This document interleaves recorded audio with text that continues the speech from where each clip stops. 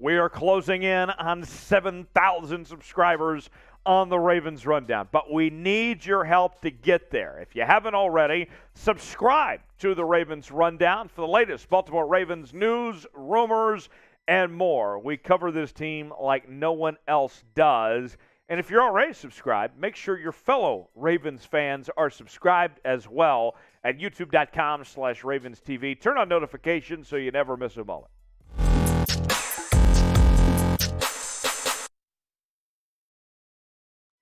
Welcome into the Ravens Rundown, powered by Jet Sports. Tyler Jones here with you. Appreciate you joining us. On today's show, we look ahead to Sunday's battle between the Ravens and the Arizona Cardinals in week number 2 of the NFL preseason. This game will take place in Glendale, Arizona, which has been a site of many historic NFL games over the years with Super Bowl contests, and will include this year's Super Bowl. And the top quarterbacks for both these teams, Lamar Jackson and Kyler Murray, will not be playing, but you better believe there will still be a lot of talent on the field on Sunday between these two teams. A battle of the birds.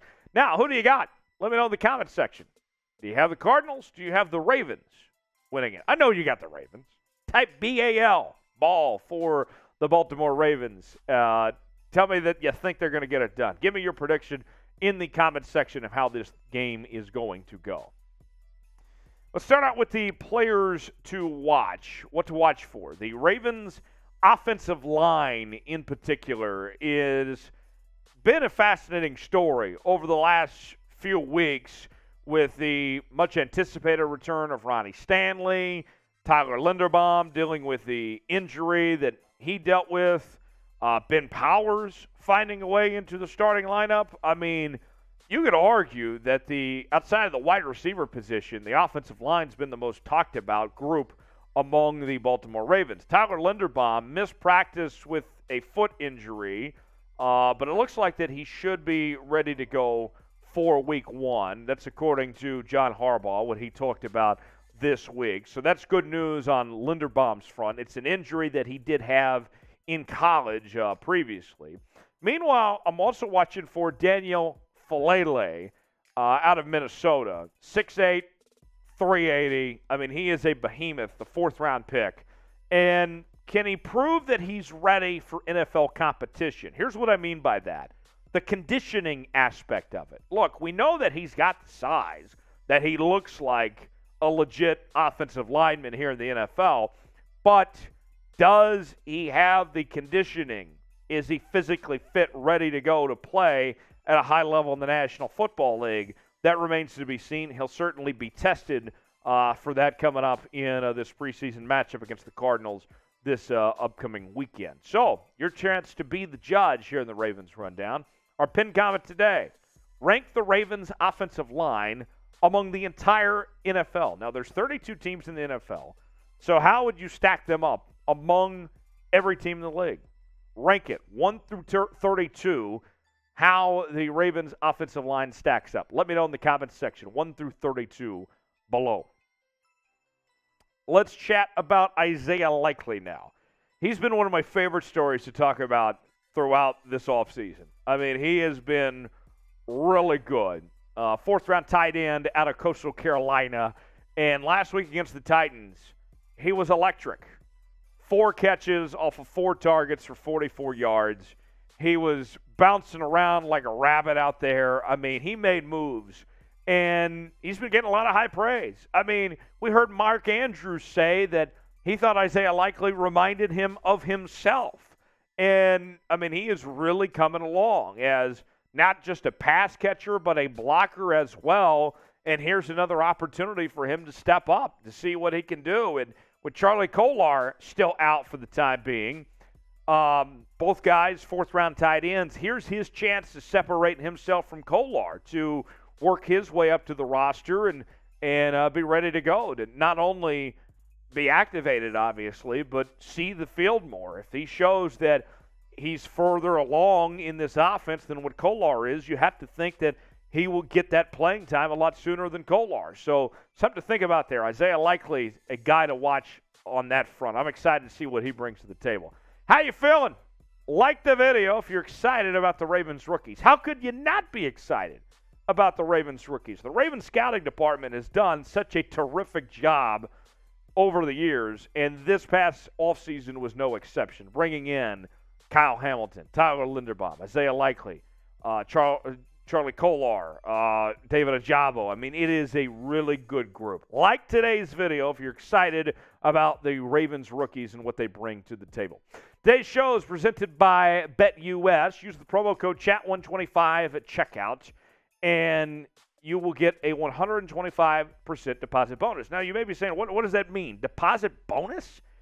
Let's say you put $100 down. They're going to give you $125 for free to spend on top of your $100. And it's only for Ravens Rundown viewers. Go to chatsports.com/bet to get your bets in today. Updated odds for the AFC North. Now that we know that Deshaun Watson is suspended for 11 games, the Ravens are the odds-on favorite clearly at plus 130.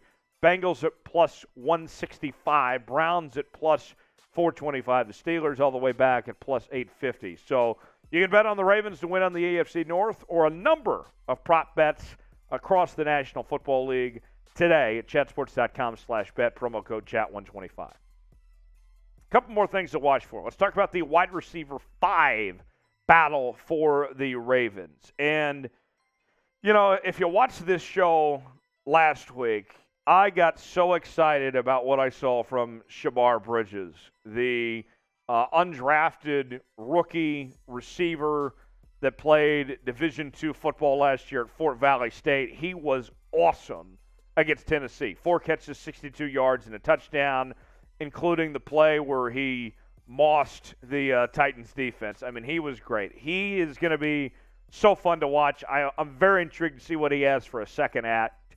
Also, Mekhi Polk from Mississippi State, another undrafted free agent. He was really good as well against Tennessee with 6 catches for 43 yards. What does he have in store for this time? Both these guys trying to earn roster spots and trying to compete for wide receiver number 5. Let's see what they can do to make their presence known. I mean, Mekhi Polk is 6'3", folks. I mean, that's a big dude. And if you can have a big wide receiver, you know, fill one of those spots, that'd be great to see. They need it, as what's been well documented. So, you be the GM. What should the Ravens do?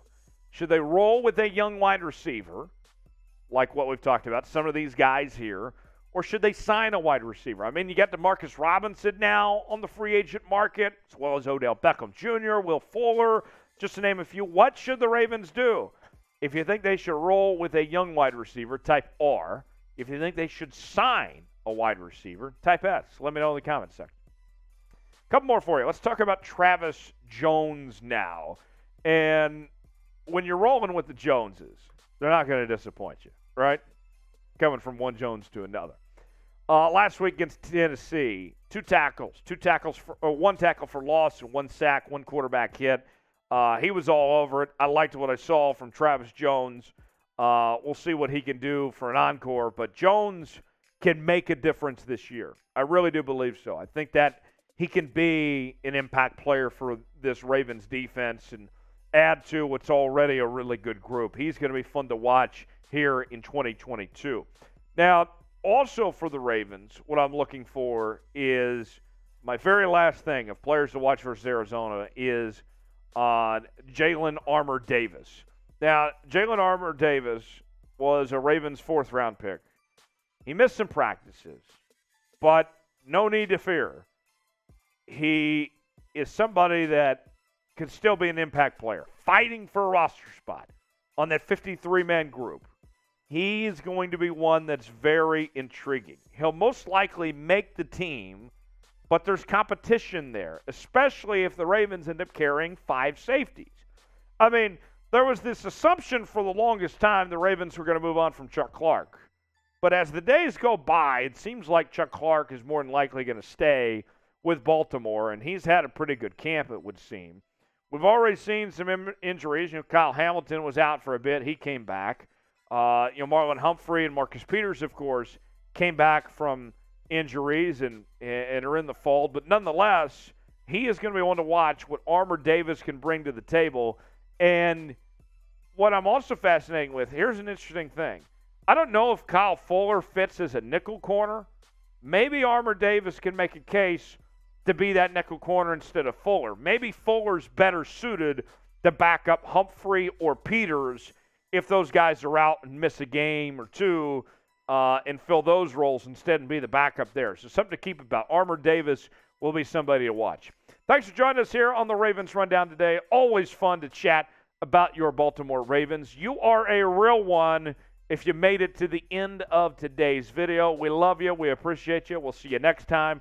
Spam flock in the comments section because you are the absolute best and a real one here on the channel. We'll see you here on the Ravens Rundown.